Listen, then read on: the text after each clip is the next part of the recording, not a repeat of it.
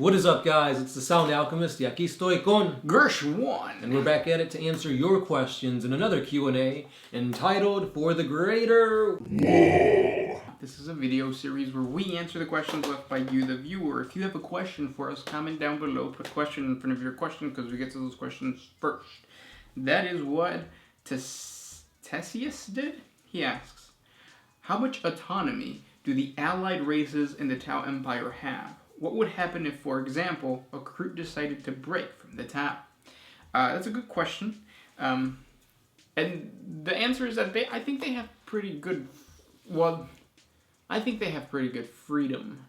They can worship their own god still as long as it doesn't interfere with the greater good. So like, let's say if you are an Imperial citizen and your planet gets coerced into joining the greater good and you are being protected from the Imperium, you could still worship the Emperor. The Emperor could still be something that you pray to. The Tau won't like destroy it. And then it depends on the minor, or I guess the race. Mm-hmm. Because Vespids, for example, I would say they're somewhat mind controlled, right? Yeah, it's led to believe that helmet, the communicator that they have on, is a form of mind control. And you're only controlling one, or like the squad leader, but then that squad leader influences the rest of the hive, so to speak. So you could say that particular race has zero autonomy, but then you have the Kroot, which the Kroot are more of mercenaries. Right. And you see them working with rogue traders and other like Xeno species because they have that power. So in your example where you say, can a Kroot just join somebody else? Yeah. Yeah. And the thing that kind of goes to show you that the Tau aren't really like super like micromanagers, so to speak, is because they hate the fact that the Kroot eat their defeated. They see it as a primitive and disgusting ritual, but they respect the Kroot enough that they're willing to overlook that to have their expertise in combat, hunting, that kind of thing. Yeah. So I guess if we were to like wrap it up with a nice little bow, a greater good bow, a communist bow, it would be that as long as it doesn't interfere with the greater good, and as long as whatever the race is doing helps its military prowess, then they can pretty much do whatever they want. Right. Like eat the flesh of the dead. Yeah. Sweet. Next question. This one is by Shinku Kiritu Ichika. Bless you. Thank you. This is his 10th attempt. And you know what they say? If we don't get to your question, try and try again. Yes. What do you think of the Thousand Sons if they didn't turn traitor? Do you think that they would have had a big impact on the siege of Terra for the Loyalists? If they didn't turn traitor... I don't even think... Was Magnus there during the siege of Terra? I can't remember. I want to say they were not. Yeah. Because of the flesh change and everything that happened. They were teleported, right? They were teleported to the world of Tizca. Mm-hmm. Or no, Tizca was the one that got all burnt and destroyed. And the planet got teleported into the warp, and then it became the planet of the sorcerers, right? Mm-hmm. So they weren't even a part of it. If that would have not, like, if none of that would have happened, I wonder if the ships would have been able to reach Terra in time. Maybe it would have been like a scenario like the Space Wolves and like the Dark Angels, where it was them coming to Terra that caused the traitors to be like, oh shit. Also, if the Thousand Sons would have never turned traitor, I don't think, like, the Emperor would have not been on the Golden Throne. Because that was Magnus's job. Yep.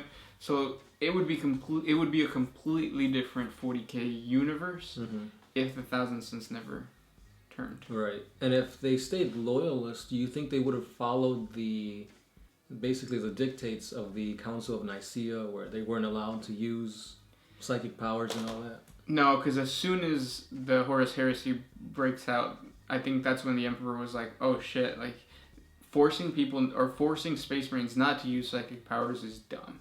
That's like, that gives the enemy the power that we can't use. So I think, if anything, the Thousand Suns would have been another Ultramarine type scenario, where a bunch of successor chapters of the Thousand Suns spring out because they want psychically powerful Space Marine units or chapters. So you got to fight fire with fire. That would have been interesting because they had their whole little what are they called? Like their little company names? Oh, the like the I want to say it's Cabal. No, maybe the Cabals, like all the different. Yeah, they had different disciplines for each Cabal. Like there's like the Raven and all that stuff. They had the Pyro guys too. They could shoot out fire. Then they had Divination. Basically, all of the archetypes of a wizard in Dungeons and Dragons. Yeah, that would have been badass. Next question comes from the Fool06. Do Tau have some sort of ancient aquatic heritage, since they usually use the term tide after the name? Their vehicles like hammerheads and stuff like that. Yeah, a lot of their stuff is named after like aquatic things, riptide, piranhas, that kind of thing. As far as I know, they don't. Now, if you look at the history of the Tau, the fire caste came from the deserts, and they actually assaulted the rest of the castes that were held up on the rocky like mountainsides and stuff like that. Nothing to do with water. Yeah. Maybe the water caste. Well, who was it? I think was it the water caste or the air caste? It had to be the air caste. They lived up in the mountains and they developed those membranous flaps, and they were like super light, so they could glide and stuff like that, like a flying squirrel. They're just giant flying squirrels. Yeah. But yeah. Yeah, I don't know. Maybe it just sounds cool. Yeah. They like the water, but they're scared to get in. Next question. Tambo Track. Is the Emperor conscious while he's sitting on the Golden Throne, or does he literally have no idea what's going on? He's conscious. Yeah. He can speak to whoever's there in his throne room, as he was shown speaking to the Sister of Battle. Yeah, Gilliman, his Custodes. Cypher, didn't he speak to Cypher for a little bit? So, yeah. Check out the series, If the Emperor Had Text-to-Speech Device. Right? That's what he's super conscious. He woke. He woke. He loves everybody for who they are, regardless of what they want to be called. Next question comes from Trace Adam 67. How come you guys don't have any swag? T-shirts, coffee mugs, etc. I want an OMS shirt. Because that's not really what we're about. We just want to talk about the lore. Nothing special. And it's expensive. Yeah. So like we would have to put down money and then just have a bunch of stuff sitting here and then sell it to you guys. Maybe in the future. Tal vez. Next question. Shadow Gone Wrong Smith. Can a dreadnought have the butcher's nails implanted into it, or do they get removed before internment? That's a good question. I don't think it'd be a good idea to remove the butcher's nails if you're putting a butcher's nails marine into it, because that just makes the dreadnought much more deadly. Yep. And I think removing the butcher's nails kills the Space Marine. Yep. So if anything, if you have what are they called? World Eaters. They would fuse the machine with the man, and the butcher's nails would just stay there. Yeah. And all it is just like anger. But then like demon powers of the thing would like start messing with him. Isn't there a fact or a unit that is specifically for that, like in Khorne? I want to say it's a Forge World model. Yeah. Yeah. It's like it has like a square body kind of. Yeah. Like a chain sword arm. Yeah. Yeah. Next question comes from Skylar Ferris. Have any named or we already talked about this, I think, last video, so never mind. John Deacon. Why hasn't humanity bailed on Earth? I know because of the religious significance and the Astronomicon are really important, but the Emperor sitting on the Golden Throne is literally the only thing keeping them safe-ish. It kind of seems flimsy to me.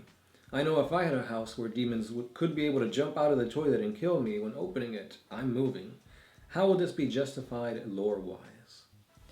Well, you said it yourself. It's a holy place. It's like the center of humanity. The same reason that, like, if you go to the Middle East, the Middle East is like, it seems like there's war all over the place.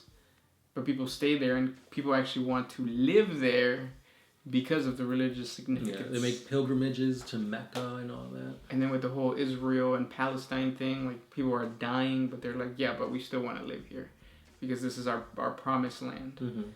So, like, the Imperium is not going to go anywhere from Terra. Right, and if you look at it, Terra is the most heavily defended place for any Imperial planet, for that matter. So I could see where you would want to move out, but at the same time, you're in the best place possible. Yeah. You don't want to feel defeated by having to leave your home. If I had a haunted house, I would try to make money off of it. But that's just me. Next question comes from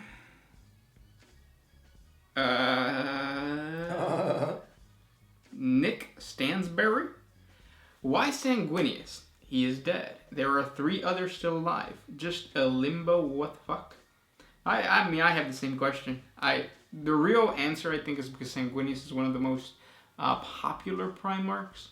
I think I've talked about this before, but there was, I think, the Emperor's meme on Instagram. He did a little, like questionnaire, like, what Primarch do you think would beat what Primarch?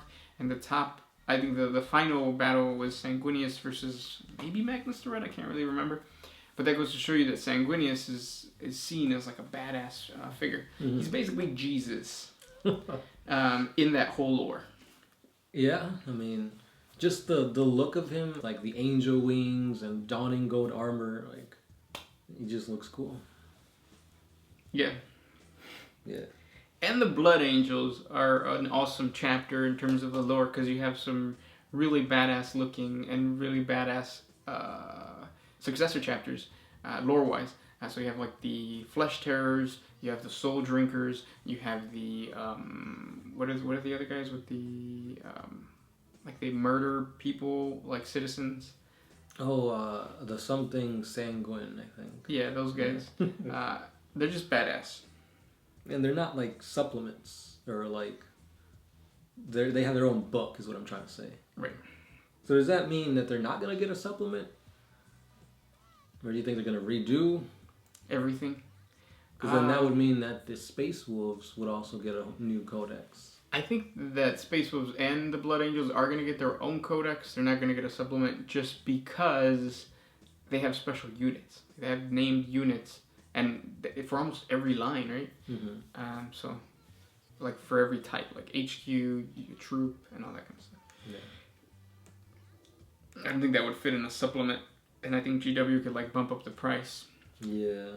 I mean, they don't call it a supplement. They already put out a new rule book, like a little smaller, more compact. So, yeah, it's coming, guys. New codices for everything.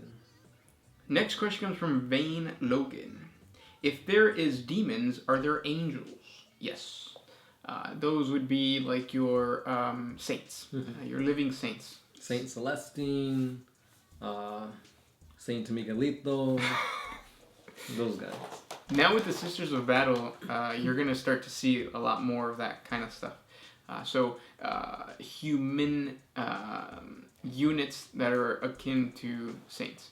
Also the Legion of the Damned. Yeah. They could be considered angels because they just appear whenever. And what's awesome about them is that you could use regular Space Marine rules to play basically an angel version of a Space Marine.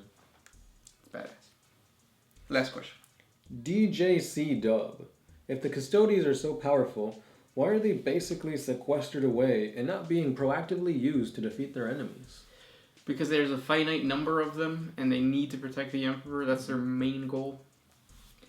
I mean, just recently, they finally were able to leave Terra and actually go out and, you know... recapture those guys that left. Yeah, what was it, the vaults? What was it called? Yeah, something about vaults. Yeah, under the Himalayan mountains. Yep. Also, that question kind of goes in hand with the other questions that we've gotten in the past, like how come they don't just mass produce Space Marines? Because then you start losing quality. And you don't want to do that with the people that are supposed to be protecting Terra. Because then it goes back to that other question that we were talking about, like, what's the point of staying on Terra? Well, you have, like, really good defenses on Terra, and Adeptus Custodes are those defenses. So you don't want to, not that you don't want to mass produce them, it's just you can't mass produce them. Yeah. Those were the questions for today. If you guys have more questions for us, comment down below. We enjoy answering these questions as much as you guys enjoy 40K, maybe? I don't know. And yeah. Don't forget to hit that like button, comment down below, subscribe, check us out on Patreon, Facebook. And as always, Sound Alchemist, Kershwan. and we are out. Oh,